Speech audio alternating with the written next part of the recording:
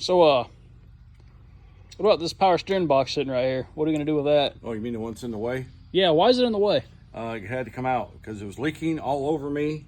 And now it's leaking on the back of the truck because that's the way it does after it's been sitting for 3 years. You just jiggle it around and somehow oil magically finds its way to the surface. Shame about that. Yeah. 78 Ford F350 Camper Special, affectionately known as the old blue goose. We have it on another channel. My son has another YouTube channel. We aren't able to access it. We're not able to upload videos. I don't know what the deal is. So we're breaking loose and putting another channel in. This is it. Factory 460 C6 air conditioning cruise control from the factory in 1978. Well, I woke up one day and had the bright idea of putting a Cummins in here. I was going to put a 12 valve with a P pump and an automatic. Well, we searched high, low, up, down, in and out. They wanted a king's ransom for them, so we ended up with the 24 valve, the whole truck, automatic. We had the complete vehicle, and we started out by taking the rear end out of the Dodge because I wanted disc brakes, because I like disc brakes, and then the rear end gears are made for this engine trans. So we put it in here, so now it has Dane 80 back here in the back. And it's got the automatic, and it's got the engine. Now, these 24 valves, they're quite the piece. They come from the factory. All the engines have the oil pan in the rear, and if you look down here, you'll see the steering linkage is in the way. And we weren't able to get the rear end. We weren't able to get the rear sump pan in here, and miss the cab. So we were forced to take the pan off and turn around. So now it's a front sump pan, and we had to modify the frame to get it in there so we have enough clearance up here for the core support, because right now between this pulley and the fan shroud we have I don't know, ½ inch if we're lucky. So anytime I bump something, we're going to be putting a radiator in this thing. So we've done some modifications. We've made the motor mounts, and we decided to take the cab off to make this process a little bit easier. As you can see here, we have the cab off and everything is accessible. We were able to these people that work on these two-wheel drives, they know we have the I-beam cross member here, which we were able to get back in by the grace of God. This here is the Ford cross member with the C6 mount still attached. We modified to fit the Chrysler transmission. The big boy said that's 727 torque fly with a locking converter and an overdrive gear, blah, blah, blah. We're gonna see. On this vehicle here, we do have the Dodge Ram is in there. As I stated earlier, we have a single drive shaft. We got rid of the carrier bearing, so our drive shaft now is 66 inches. And of course, we get feedback from that because the big boys say it won't work. So we are going to facilitate that and see what happens. The engine got painted beige because back in the 70s, these Cummins engines and the bigger trucks were all beige, and we decided to make it look a little bit period correct by painting the engine beige, and it looks good with the blue. I didn't want the red, I didn't want the black, so we just decided to paint it beige, so give a little bit of contrast there. The frame is it had an oil leak. I think the power steering had leaked for years. So we've got the power steering box out. We've had to do some work to the cross members and stuff here, so we took it all out. We've got a new steering box to put in it. As a matter of fact, it's in the box right behind you there.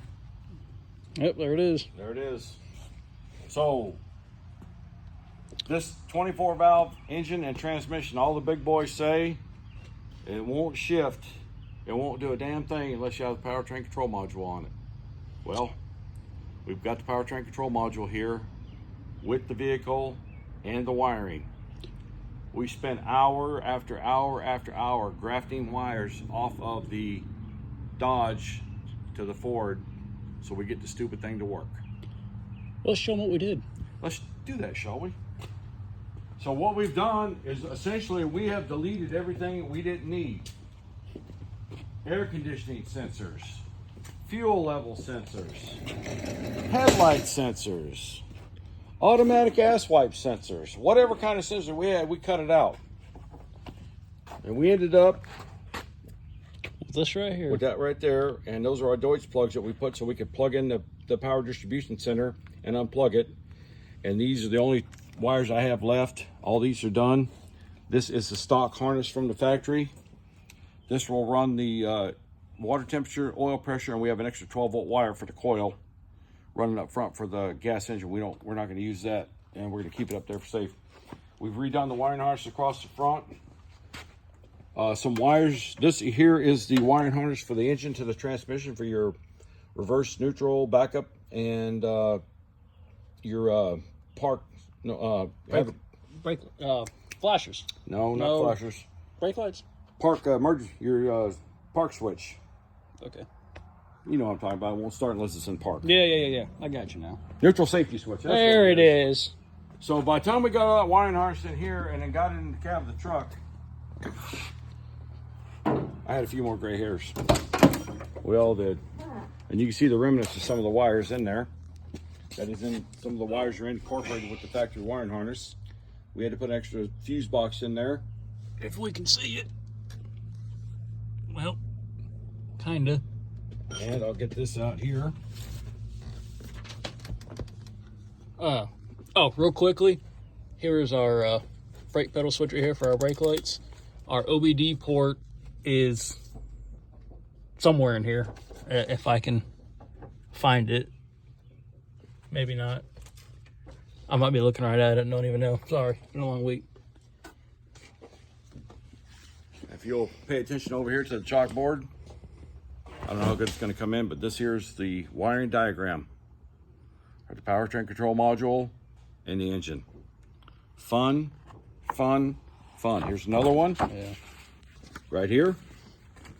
This here's a 98.5, and the 98.5 wiring and the 2002 wiring. Apparently, there's a few more wires, so it's quite challenging. But if you look back here in the floor, you'll see we found the service manual. So I wasted no time in purchasing those so we could complete this project. We've got that done. We're setting up to drill our holes for the transmission crossmember mounts. We're going to take the engine and trans back out and weld out the motor mount plates. And over here, I know nobody's interested, but you can go over here anyways.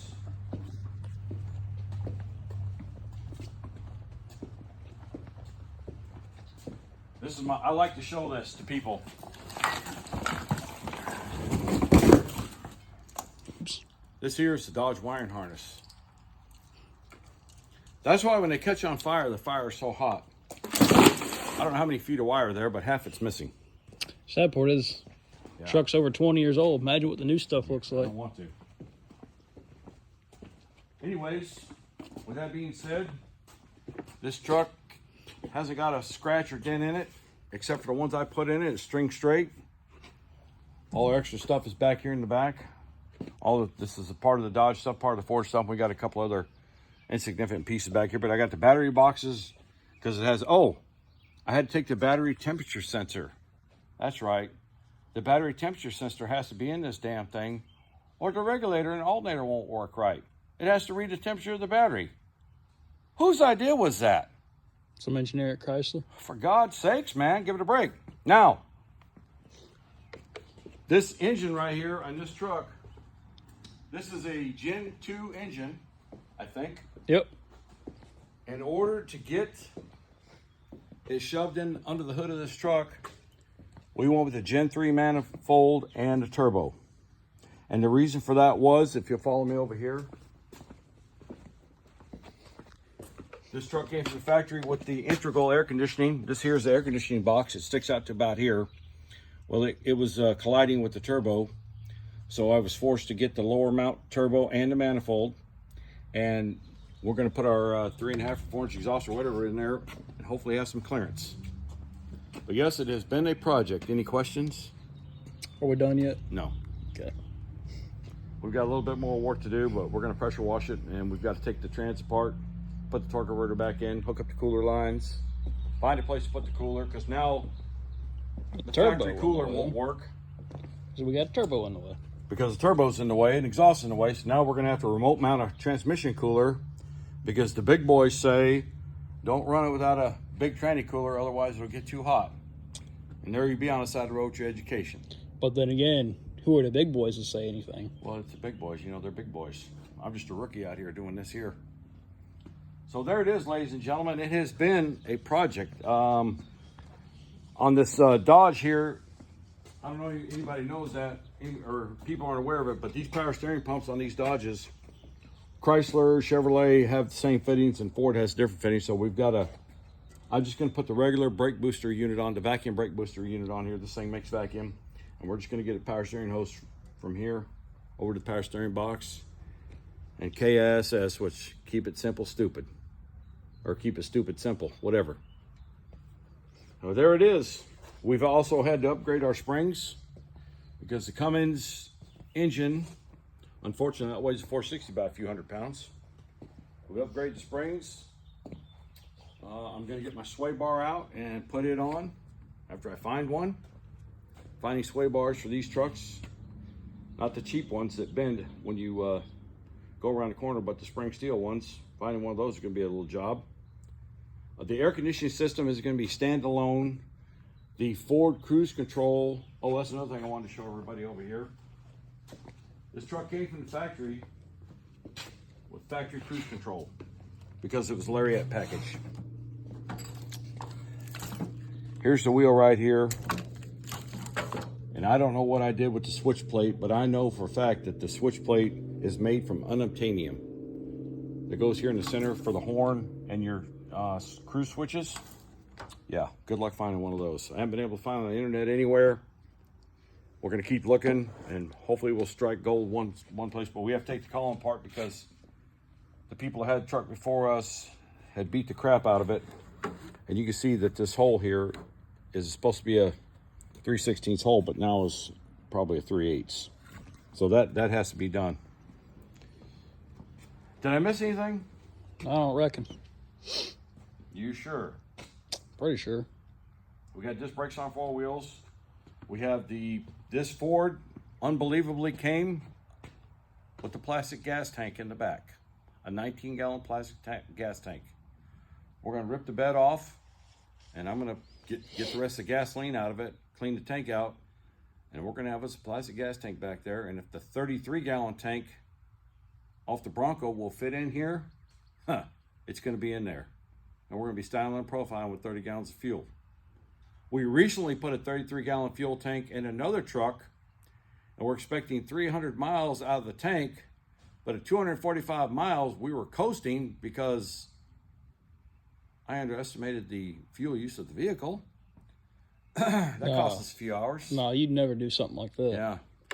So we have another truck with estimated 10.3 miles a gallon. How about 7.4, which gave me 245 miles, and we were on the side of the road. I realized that I missed the math. I'm gonna have to study harder. That concludes today, ladies and gentlemen. If you want to stay, if you want to add comments or subscribe, it'd be fine. We have some other videos. We're going to start putting more on here as I get them off the GoPro and see if we can get them to come on this channel.